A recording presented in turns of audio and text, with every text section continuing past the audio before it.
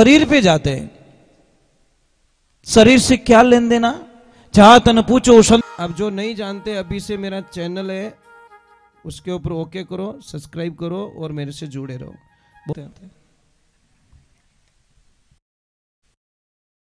भाई कोई तो हाल एक प्लान छोड़ दो, किसी को तो चलना होगा मेरे साथ। नहीं मोरे ही ठीक है।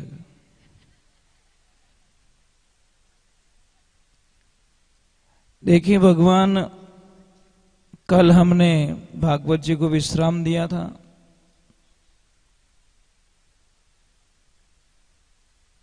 संदीपनी मुनि के वहां से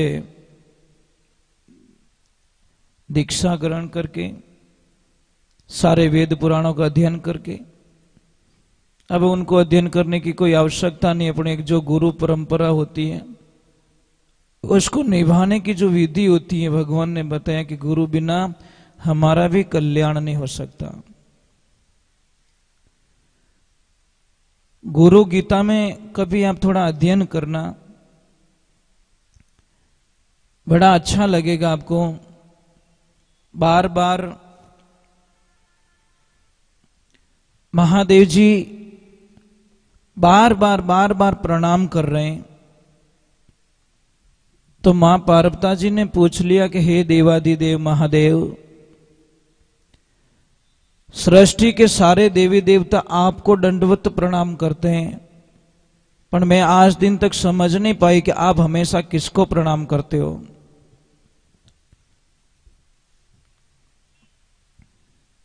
तो भोलेनाथ ने कहा कि हे देवी, मैं मेरे गुरु तत्व को प्रणाम करता हूं, मेरे गुरु तत्व को दंडवत प्रणाम करता हूं, मेरी साधनाएं सफल होती हैं।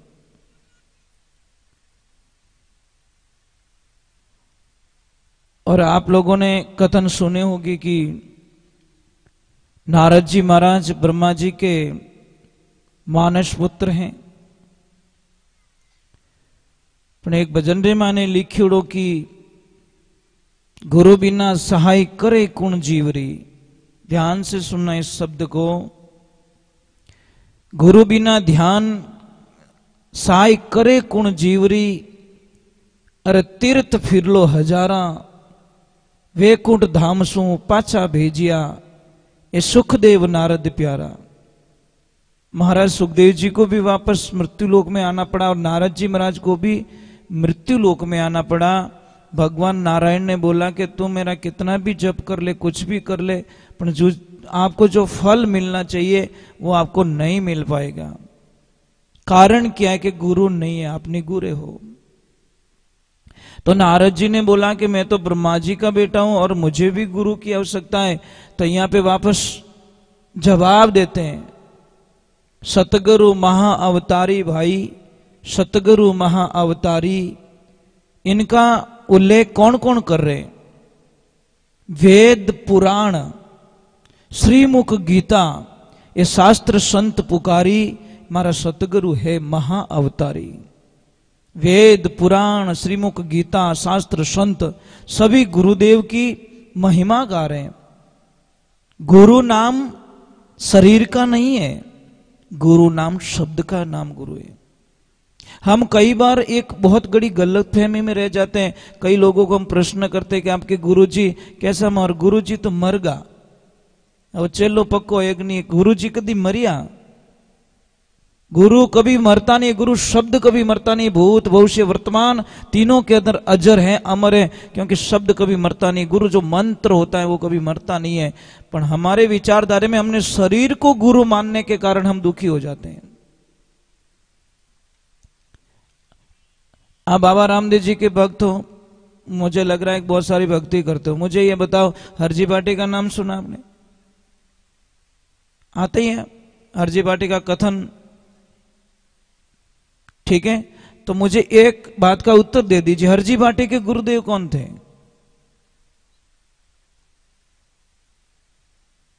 बस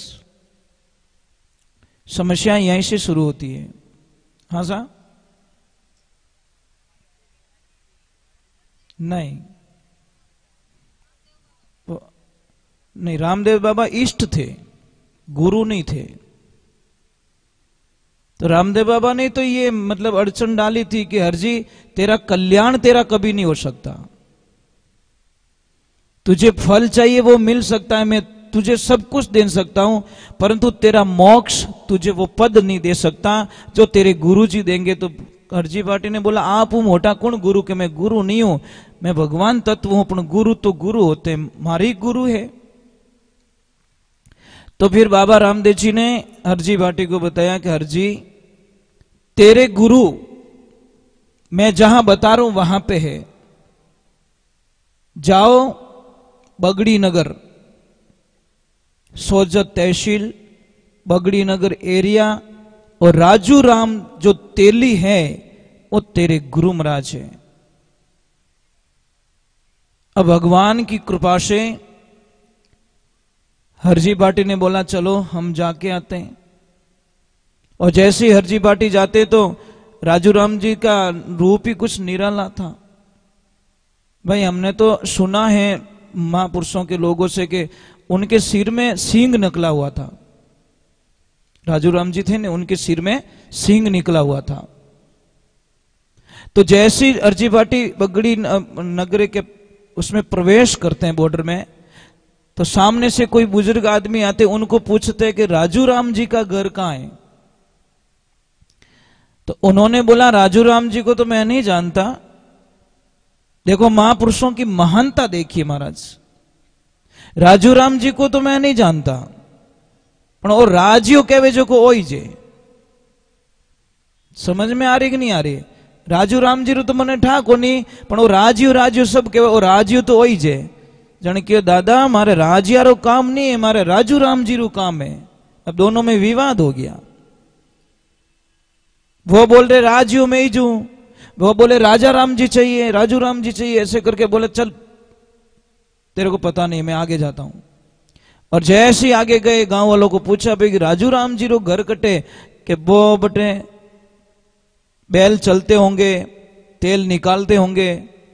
और जैसे ही गए जो रास्ते में मिले वो ही गाड़ी पे बैठे तेल निकाल रहे हैं। मैंने बोला आप तो मैं थाने क्यों भाई राजियो के वजह को आई जे, राजू राम जी रो ठाको नहीं। उस टाइम में क्यों रे थोड़ी घृणा पैदा हो गई। घृणा भी ऐसी हो गई कि गंदे कपड़े, शरीर बेढंग रूप का, सिर पे सींग निकला हुआ, तो थोड़ा अटपटा लगा कि ये भगवान रामदेव जी मने ठेठ अटी भेजियो और मारा गुरु महाराज एड़ा जो मने नहीं लागे 6 महीनों हिनान करियो रेला और ए मारो कई कल्याण करी। परंतु क्या करे, बाबा का आदेश था महाराज, भगवान के चरणों में जाते हैं और संध्या काल होती है। तो राजू राम जी उनको 2 रुपए पकड़ाते कि जाओ आपके सामान हामान लियो, मुझे पता है मैं आपके भावनाओं को जान चुका हूं, आप मेरे हाथ का खाना नहीं खाओगे क्योंकि मेरे शरीर से इतनी घृणा हो रही है, तो आप मेरे हाथ का कैसे जिमोगे। तो वे पहले ही हरजी भाटी कह दी हाँ साहब तो बात पकी, मैं जिमण आलो तो कोनी, तो ये पैसे लो और तो आपके सामान आमान कुछ ले आओ और सामान लाके जो भी विधि विधान करो। पर जैसे भोजन प्रसाद तैयार किया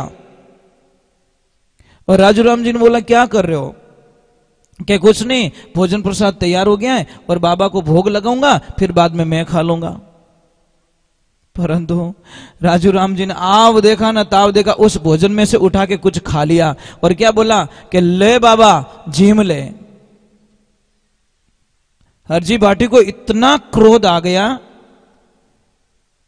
कि खाया खुद ने, नाम लिया बाबा का और प्रसाद झूठा कर दिया। अभी ये प्रसाद मैं चढ़ाने वाला हूं और मैं भी नहीं खाने वाला, दूसरा बनाऊंगा। और जैसे ही दूसरा बनाया फिर आ गए ले बाबा खा ले। 4-5 बार ऐसा कर दिया। तब उन्होंने बोला कि अब बाप जी हमें तंग मत करो, मैं परेशान हो चुका हूं और मैं झूठा प्रसाद भगवान को देने वाला नहीं हूं और खाते खुद हो और नाम बाबा का लेते हो। तो राजू राम जी ने बोला मैं नहीं खा रहा हूं भैया, तेरे बाबा को ही खिला रहा हूं, तुझे विश्वास नहीं है कि नहीं है, ला एक रोटी ला। रोटी का लड्डू उड्डू बनाया, प्रसाद बनाया और बैठ गए ऊपर और नीचे हरजी भाटी को बैठा के देख जैसे ही मुंह खोला और अंदर लड्डू दिया कि ले बाबा जीम ले, तो अंदर बाबा रामदेव जी महाराज अंदर बैठे बैठे भोजन प्रसाद ले रहे हैं। एकदम हरजी भाटी ने बोला कि मैं तो बहुत बड़ी भूल कर चुका हूं। तो कहने का मतलब क्या है, हम लोग शरीर पे जाते हैं, शरीर से क्या लेन देना। जहां तन पूछो संत की पूछ लीजिए ज्ञान, मोल करो उस तलवार का पड़ा रहने दो म्यान।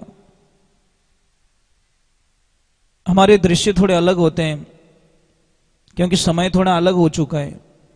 नारद जी को वही हुआ, नारद जी को भेजा वापस, तो नारद जी ने बोला कहां जाऊं, कि फलानी नगरी में जाओ, मेन गेट पे खड़े रहना, पहला आदमी आएगा वही तुम्हारे गुरुदेव होंगे। और जैसे ही गेट पे खड़े रहे, बाहर निकले एक काला कलूटा बस, शरीर पूरा बस से मछली और वो थेलो भरियोड़ो, पाडा माते मछलियां मेलियोड़ी, और वो आदमी बाहर निकलियो। नारद जी की काम गड़बड़ कर दियो, वो तुम्हारो गुरु नहीं बेच सके जो मछलियां मारे खुद ही।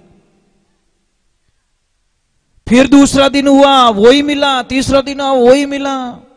अब क्यों हो रदोरी माथे हाथ तो रखाई दो, ले ली दीक्षा ले ली, क्यों एक सेकंड अटे नहीं रुक सकू मैं, गए भगवान के पास में, क्यों भगवान अड़ी मिलिया कि गुरु बना दिया पण, ये पण लगते ही भगवान ने बोला 84 भुगतनी पड़ेगी तेरे को। अब 84 लाख योनियां तुझे भुगतनी पड़ेगी। गुरु के प्रति पण कैसे लगा दिया तूने। और देखिए शास्त्र में विधान आया कि 84 लाख योनियों का विवरण बताया है। 9 लाख तो पानी के जल जीव को बताया है, 20 लाख पेड़ पौधे, 30 लाख पशु योनि बताई है, और 10 लाख पक्षी योनि बताई, 11 लाख कीड़े मकोड़े बताए, और 4 लाख मनुष्य प्रवृत्ति के जो जीव बताए। ये 84 लाख क्यों नहीं। अब तो नारद जी ने बोला और मैं तो फंस गया, तो अब क्या करूं कि बस मेरे पास तो इसकी कोई उपाय है नहीं, जाओ वापस अपने गुरुदेव के पास में।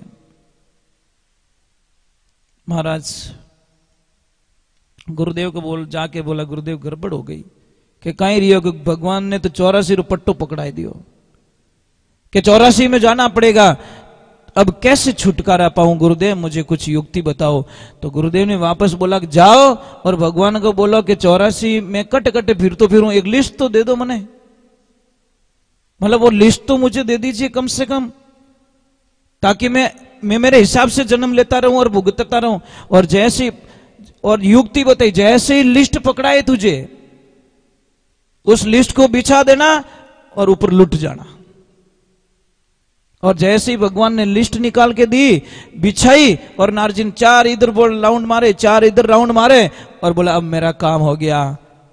अब भगवान ने बोले ये क्या, कि बस आपने गुरुदेव ने बोला 84 कट गई मेरी, एक पल में 84 कटवा दी। जब भगवान ने बोला अब निश्चित हो गया है कि गुरु के प्रति तुझे आस्था जागृत हो गई, गुरु के प्रति नेगेटिविटी कभी नहीं होनी चाहिए, तब जाके पार उतरोगे। कई लोग होते कई नेगेटिविटी बातें करते गुरु के प्रति, परंतु आपको एक ही ध्यान रखना, आपने एक ध्यान रखना, पति और पत्नी को गुरु एक होना चाहिए।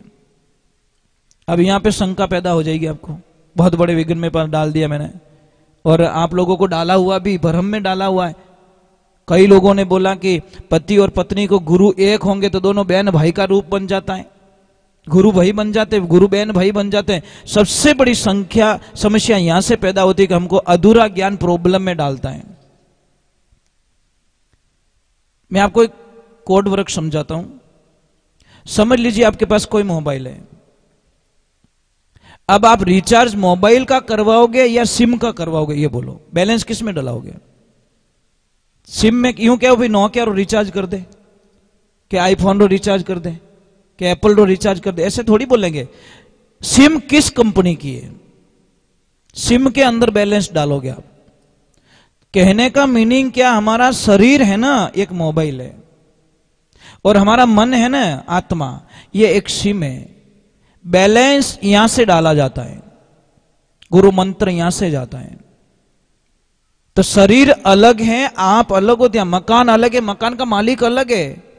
मैंने पहले ही समझा दिया आपको कि मकान अलग होता है, मकान का मालिक अलग, आप अलग हो, आपका शरीर अलग है, आप शरीर से अलग हो, एक और अलग नहीं हो। तो कभी कभी आपका सिर दर्द होता है, या कभी पैर दर्द होते हैं तो ऐसे बोलते हो कि मारो मां तो गुणो दुखे, कहो कि नहीं कहो?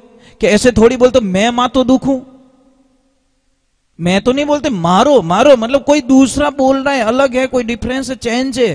पेन अलग है, स्याही अलग है, लोटा अलग है, पानी अलग है। लोटा हाथ में है तो भी ज्ञान नहीं हो रहा है कि पानी को पीऊंगा, लोटे को नहीं पीऊंगा मैं, इसके अंदर क्या है। पग दुखे तो कहें कि मारो पग दुखे, मारो पेट दुखे, मतलब कोई है अलग, वो बोल रहा मारो दुखी है। आप अलग हो, डिफरेंस हो, आप वो नहीं हो, आप शरीर नहीं हो। ये शरीर से तो आपको प्रेम हो गया बस, और इतना प्रेम हो गया कि बस हम शरीर को प्रेम करते बहुत ज्यादा। तो भगवान की कृपा होती है कि आपको गुरु मंत्र दिया जाता है, आपके मन को, आपकी आत्मा को, आपके शरीर को नहीं दिया जाता है। और आपका पति और पत्नी का जो रिश्ता है ना, वो शारीरिक रिश्ता है, आत्मा का रिश्ता नहीं है, ध्यान रखना। क्या समझ में आ रहा है कि नहीं आ रहा है? आत्मा अलग है, शरीर से आप पति पत्नी हो, क्योंकि शरीर दोनों का भिन्न बता रहा है, इसीलिए ध्यान रखें। अब इसका दूसरा एक मीनिंग और बता देता हूं, समझ लीजिए। पत्नी के गुरुजी अलग है, पति के गुरुजी अलग है।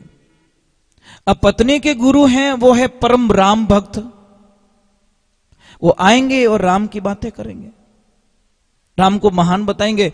अब जो पति के गुरुदेव है वे है मां देवजीरा भगत, लाव तीन वो प्रसाद काटी बारे लोसा माया मां देवरी लीरावसा, वो तो प्रसाद है महादेव जी रो। हमें दोनों रे महाभारत होवे कि नहीं होवे, समझ में आ रही कि नहीं आ रही? एक बताएंगे महादेव जी को बड़ा, एक बताएंगे राम जी को बड़ा, जो कृष्ण वाले होंगे कृष्ण को बड़ा बताएंगे। अगरीमान डाकण कौन कहवे? कोई कहवे? तो जब पत्नी के गुरुदेव आएंगे तो पत्नी क्या बोलेगी? देखो मेरे गुरुजी आए, मेरे गुरुजी कितने अच्छे, पता है आपको? वो आदमी क्या, मैं जानू तारा गुरुजी ने, जानू मैं। फिर पति के गुरु आएंगे तो पति अपने गुरु की महिमा गाएंगे, तो वो लक्ष्मी बोलेगी मैं जानू, मंठा है सब। बोलो क्या करोगे? शांति कभी हो सकती है उस घर में? नहीं हो सकती। अब चलो उनको छोड़ दीजिए, अब हम लेते हैं हमारे भगवान श्री राम के परिवार को। कौन है उनके गुरुजी? वशिष्ठ जी महाराज। शिक्षा गुरु है विश्वामित्र जी और दीक्षा गुरु है वशिष्ठ जी महाराज। पूरे परिवार के गुरु एक ही गुरु है, कुल गुरु है वो।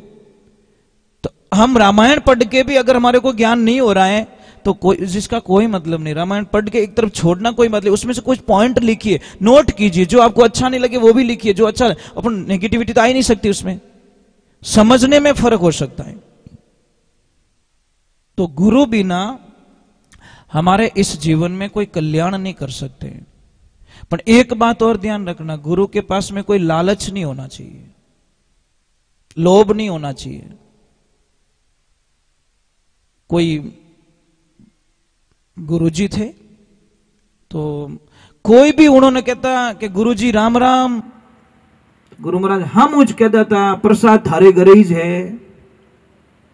समझ में आ रही कि नहीं आ रही? जैसे ही बोलते राम राम तो बेटा प्रसाद थारे गरीज। एक दिन एक भोलो आदमी बापड़ो राम राम कर लिया, इन्हीं घराड़ी जिंदगी में किने पानी पायोड़ो याद नहीं आवे, किन्ने नहीं घरे नो एंट्री, कोई एंट्री नहीं है, कोई भी सगे संबंधी थारे बारू बारे निवड़ो घरे नहीं लाना। वो बापड़ो सुबह सुबह रुकटे खेत माने जानो रियो और गुरुजी रो मिलनो रियो, और गुरुजी ने बोल दिया गुरुजी राम राम के बेटा भोजन थारे घरे ही। पीनी तो आंखें खुल गई एकदम के मराई दिया गुरुजी, आज तो आज मारो जन्म बिगाड़ियो कुल मिला, राम राम ही गले पड़गा। वो विचार करियो क्या करूं, नहीं जिमाऊं तो ही वचन जावे, और जिमाऊं तो घराड़ी जिमावे नहीं। वो घरे जाए थोड़ा नैन थोड़ा उतरी ओड़ा, घराड़ी पूछे कोई तकलीफ, कोई बोलिया रहे तो क्या हो, कितनी हिम्मत रहेगी थाने कोई बोल सके मारो नाम पान की धुआं काट दू सबरा में। महाराज वो के भाई बोलिया कोई कोनी, कोई मने लड़िया नहीं, कोई क्लेश नहीं करियो, कोई झगड़ो नहीं करियो, मारे एक थोड़ी तकलीफ रहेगी तो बताओ कोई दवा हवा लानी तो मैं लगे कि कुछ नहीं है, बोलू कि नहीं? अरे बोल दो तुम। एक महाराज आयोड़ा है, छुआयोड़न महाराज थार कहीं लेन देनो कि गैली थोड़ो गलती होगी, राम राम करिया महाराज के भोजन थारे घरे छ। भाई 2 मिनट विचार करके कोई बात नहीं बाबूजी लाओ घरे, मैं संभाल लूंगी। महाराज बाप जी ने बुलाया, बाप जी ने विराजमान करिया। माडानी गले पड़ी तो साहब थोड़ो मामलो एडो बनी। ज्यों विराजमान करिया और बाई थोड़ी तर्क वाली, तो बाई पूछ लियो बाप जी प्रसाद में कहीं कहीं हाले कि बेटा 3 चीज खाता हूं, तीनों ही व्हाइट होनी चाहिए, धौली दट होनी चाहिए, तुझे कोई कलर अपने सेट नहीं होवे। क्यों बात ठीक है, मैं अभी बना देती हूँ। अब बैठ गई बाप जी ने बेवान दिया हामी, और भाई बैठ गई हामी, मतलब बाप जी ने दिखनी कोई भी चीज। सबू पहला 1 लीटर छाछ ली, 1 किलो ले लियो लूण, तो 1 किलो ले लियो आटो, ठीक है। पहली छाछ डाली कि बाप जी एकदम देखो, बाप जी कहीं समझे घी दिखे कि बेटा हाँ ठीक है ठीक है ठीक है। पचे नाकी आटो को देखो बाप जी वही धोड़ो के एकदम धोड़ो, बेटा तू गलती कर भी नहीं सकती। और वो लूण डब्बो खाली, कह रहे बेटा शक्कर थोड़ा कम, क्या तो चिंता ही मत करो, अटे भंडार भरिया है थाने एड़ा जीमो जो जिंदगी में पास गाँव रो मुंडो ही देखो। महाराज भाई तो बढ़िया राबड़ो बनाए के बाप जी मारा दिल प्रसाद बनायोड़ी है, तो थोड़ी लाज राख जो। महाराज जैसे महाराज ने ले जाए दियो, महाराज तो एक घूंट भरी न थूके तो ही मामलो कर बने, पास भारी नहीं काट सके, खावे तो ही प्रॉब्लम, थूके तो ही प्रॉब्लम। महाराज की ओरे काम तो भाई मैं तो फूल हो गया, कि फूल नहीं और डंडो देखियो, मारो आपरो नियम है 3 ही धोली चीज खानी, मारो नियम है जो मैंने थाली में डाल दिया जब तक आप नहीं खाओगे मैं छोड़ने वाली नहीं हूं। महाराज की आज राम राम पक्का दिया, 100 दिन होना रही 1 दिन। भाई कहने रो मीनिंग इनमें कोई अपमान जैसी कोई शब्दों का प्रयोग नहीं है, कहने का मतलब है आप किसके गले मत पड़ो। एक तो कोई आदर्श से कहता है और एक माटणी कहवे, तो माटाणी कही तो फल एड़े ही मिली महाराज। एक तो सगाई सगपन प्रेम से होती है, और एक जबरदस्ती करो वो टिकन वालों ही नहीं है, थोड़ा दिन रे मैंने मामलो बढ़िया रह जी। चलो राधे, थोड़ा जोर से। आज मेरे कृष्ण संदीपनी ऋषि के आश्रम से वापस मथुरा की ओर लौटे हैं, और उस दिन भगवान का जन्मदिन था, अष्टमी थी। सारे मथुरा वासियों ने बड़ी तैयारियां करके रखी कि आज वापस आवागमन हो रहा है। भगवान जैसे ही आए आदर भाव से उनको लिया गया, विराजमान किया गया, और मां ने बड़े प्रेम से, एकदम प्रेम से अपने भोजन प्रसाद का थाल तैयार किया। और जैसे ही थाल तैयार किया और थाल के अंदर जैसे ही माखन को देखा, भगवान कुछ नहीं बोल पाए। किसकी याद आई? यशोदा मैया की। माखन को जैसे ही देखा, भगवान न तो रो पा रहे, न हंस पा रहे, न बोल पा रहे, न कुछ नहीं कह पा रहे, बस मानसिक स्थिति पे पहुंच गए वृंदावन गोकुल धाम। सबकी याद आने लगी, सबकी, बाल गोपाल की, गोपियों की इतनी याद आ रही कि भगवान ने उस प्रसाद को लिया नहीं।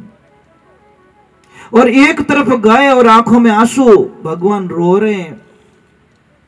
उतनी देर में उद्धव जी आते हैं। क्या हुआ कृष्ण, आज खुश होना चाहिए, आपका जन्मदिन है। कि उद्धव जी मैं कैसे जन्मदिन मनाऊं? मैं जब वहां से निकला था तो ऐसे बोल के आया था कि मैं परसों आ रहा हूं।